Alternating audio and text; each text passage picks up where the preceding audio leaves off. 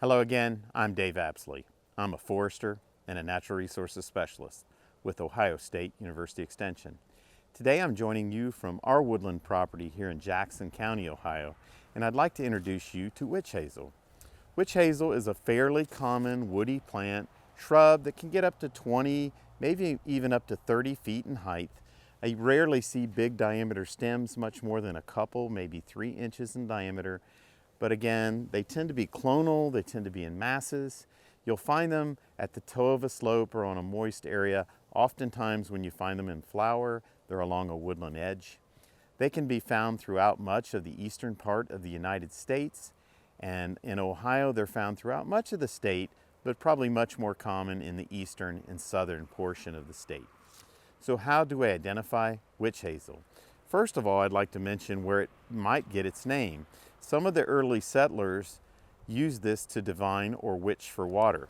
So they would take a forked twig like this and walk around, and when there was water near the surface, at least they say that they'll point downward to indicate that water's there. So that would be where they would dig a well or seek that spring out that was near the surface of the soil. But how else do I identify it? First of all, it's got simple leaves. They're 3 to 6 inches in length. They kind of have a wavy edge or margin. They're almost rounded. They're just a bit longer than they are wide. They say broadly ovate in a lot of the keys. And then the edge of this leaf or the margin is somewhat wavy or irregular. There's no real sharp teeth. It's more rounded edges. If you look at the base of this leaf, the little petiole is pretty short and somewhat fuzzy or hairy. And then those leaves would alternate sides of the twigs. So this is a simple alternate leafed shrub. Other ID characteristics other than these showy flowers are the buds. You've got these naked buds. What we're looking at actually are next year's leaves folded up. They tend to be on a little bit of a stalk and they tend to be a little bit brown. They're not as dark brown as say pawpaw, which has a naked bud, or as light as poison ivy. Somewhere in between, kind of brown, stalked, fuzzy buds. Again, buds and twigs, or buds and leaves, alternate on the side of the twig. But what makes this species really unique are the flowers. And not so much that it has flowers, it's when it flowers. It's actually November 18th today, and this thing is in full flower. We've got flowers all over this shrub and the neighboring shrubs. Flowers are monoecious, which means they're both male and female flower parts on the flowers. Flowers have yellowish petals. There are 4 per flower, and those petals can be a half to up to 3/4 inch in length. So these flowers and their petals are kind of ribbon-like. So it's very unique to see flowers this time of year. It's a little bit of a mystery of what pollinates these, but because they're so showy, they probably are pollinated by insects.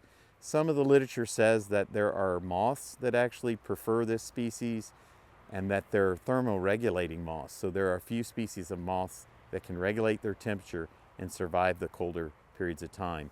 So they may have co-evolved with witch hazel. Other accounts mention flies and maybe even small bees that pollinate these as well. Not a lot of fragrance to them, but the color and the brilliance of them indicates that they're probably pollinated somehow by insects. Finally, I'd like to mention the fruits. You've got these small woody capsules, ½ inch or so in size. They're very strange looking. I always think they look a bit like a hippo's mouth or snout, and when they open up, they actually look like the hippo's got its mouth open. So again, little woody capsules.